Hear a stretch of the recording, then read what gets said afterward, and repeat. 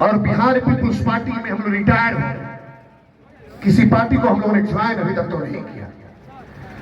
और आर्थिक संसाधन के रूप में हम लोग सबसे गरीब हैं। स्वाभाविक है कि हम लोग केवल समाज के लिए लड़ेंगे तो आर्थिक रूप से गरीब होंगे, और हमारी पूरी समाज भी वही है। लेकिन एक है कि हम लोगों ने बिहार और झारखंड में तो कम से कम जरूर एक बात का तो है, भले आर्थिक रूप से गरीब हो, सामाजिक रूप से शोषित हाशिए पर हो, लेकिन एक रिकॉर्ड है कि बिहार के मुख्यमंत्री को 3 बार काला झंडा दिखा करके सरकारी नौकरी नवोदय विद्यालय में करते हुए मैं जेल गया हूं, और मैंने आज तक वसूलों से समझौता नहीं किया। अब सब बीजेपी और जेडीयू के हैं, सबसे आदरणीय संबंध है, लेकिन कोई कहेगा नहीं कि बीजेपी या जेडीयू के किसी नेता के पास मैं तक गया हूं। महाराणा प्रताप के पद चिन्हों पर चलना कितना कठिन है वो हमारे जैसे लोग जानते हैं। हर चीज से हम लोग हाशिए पर रहते हैं। लेकिन मैं और कहना चाहता कि समाज की बात करते हैं हम लोग। ये समाज शुरू होता है सत्ययुग के हरिश्चंद्र से। हरिश्चंद्र कौन? जो सत्य के लिए अपना सर्वस्व न्यौछावर कर देते। ये समाज की कुंवर सिंह उस अध्याय के उस बड़े पुस्तक के एकमात्र पृष्ठ है। राम आते हैं त्रेता में। राम कौन? मैं नहीं कह रहा हूं तुलसीदास की तरह कि भगवान, मैं वाल्मीकि के शब्दों में कहना चाहता हूं कि मर्यादा पुरुषोत्तम राम। कौन राम?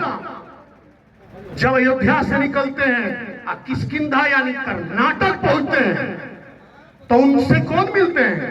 जामवंत, हनुमान, सुग्रीव। कौन है वो? आज के आदिवासी दलित अति पिछड़े ही तो है। कोई अयोध्या से नहीं जाता। वो मिलते हैं किष्किंधा में और अपनी पत्नी के लिए वो सारे लोग मिलते हैं और आतताई रावण का वध करते हैं। और फिर जब राम आते हैं अयोध्या, प्रभु श्री राम ने किया। जब अयोध्या आते हैं तो अपने पुत्र और लौड़ कुश को अपना उत्तराधिकारी नहीं बनाते, अपना उत्तराधिकारी हनुमान को बनाते हैं, जो किष्किंधा के जंगल पर्वत पर आने वाले। कौन ये कहता है कि हम लोग सामाजिक न्याय के पुरोधा नहीं है? सामाजिक न्याय के असली वारिस हम लोग हैं। लेकिन दुर्भाग्य है कि आजादी के बाद हमारे नेताओं ने कहा नहीं कि किन शब्दों का प्रयोग करना है। कृष्ण आइए। कृष्ण किसके? भरत, जिनके नाम पर इस देश का नाम पड़ा। आप सबको जानकारी होनी चाहिए भरत की विशेषता। भरत के 8 क्षत्रिय पुत्र थे। देखिएगा महाभारत, पहला सीरियल भरत पर है। उन्होंने अपने 8 क्षत्रियों को हस्तिनापुर का राजा युवराज नहीं बनाया, एक प्रजा के संतान को राजा बनाया। यह है डेमोक्रेसी, यह है लोकतंत्र। गौतम बुद्ध के बारे में आप जानते हैं कि लगभग 2500 साल पहले गौतम बुद्ध ने क्या किया। और महाराणा प्रताप पर भी आइए। महाराणा प्रताप भी देखिए किसके साथ लड़ाई लड़ रहे थे? कोल भील के साथ लड़ाई लड़ रहे थे। उनका साथ कौन दे रहे थे? भामाशाह। उनका साथ कौन दे रहे थे जब पूरे मध्यकाल की लड़ाई हो रही थी? कौन लड़ाई लड़ रहे थे? एक तरफ लग रहा था कि मुगल सल्तनत यहाँ कब्जा कर लेगी, तो तुलसीदास आए। उन्होंने रामचरितमानस लिख करके भारत की सभ्यता, संस्कृति और हारे हुए मानसिकता को जीवंत किया और बताया कि हमारी संस्कृति, सभ्यता एक बार तुमसे बढ़कर है। महाराणा प्रताप भी लड़ाई लड़े। और कुंवर सिंह बिहार का बस है क्या? पिछले गुप्त साम्राज्य के बाद छोड़ दीजिए तो पिछले 1500 साल में कुंवर सिंह ने बिहार की लड़ाई लड़ी। अब आजादी के बाद मैं आज भी कह रहा हूं कि राजीव प्रताप रूढ़ी जी हनुमान हैं, जिनको पता नहीं है कि उनकी शक्ति कितनी है। जामवंत चाहिए। मैं आपको लग रहा है कि मैं खुश करने के लिए कह रहा हूं, हटा दीजिए। मैं खुश करने के लिए नहीं बोलता। मेरा जान लीजिए कि बहुत सारे लोग थे, आरा में थे। 23 अप्रैल 2007 हम लोगों ने नवादा बैंक कांड के दोषियों को सजा दिलाने के लिए, सीबीआई जांच करने के लिए हम लोगों ने काला झंडा दिखाया था। उस मंच पर प्रभुनाथ सिंह जी भी थे, बहुत सारे लोग थे। मैं किसी को खुश नहीं करता, लेकिन मैंने देखा है राजीव प्रताप रूढ़ी जी क्यों लड़ाई लड़ सकते हैं? क्योंकि राइफल लेकर नहीं चलते। जो लोकतंत्र में राइफल लेकर चलेगा वो लंबी रेस की लड़ाई नहीं लड़ेगा और बड़े स्तर पर क्रांति नहीं करेगा। हालांकि भारत में क्रांति हुई नहीं है, भारत एक सभ्यता संस्कृति का राष्ट्र है, लेकिन राजीव प्रताप रूढ़ी जी में अपार क्षमता है।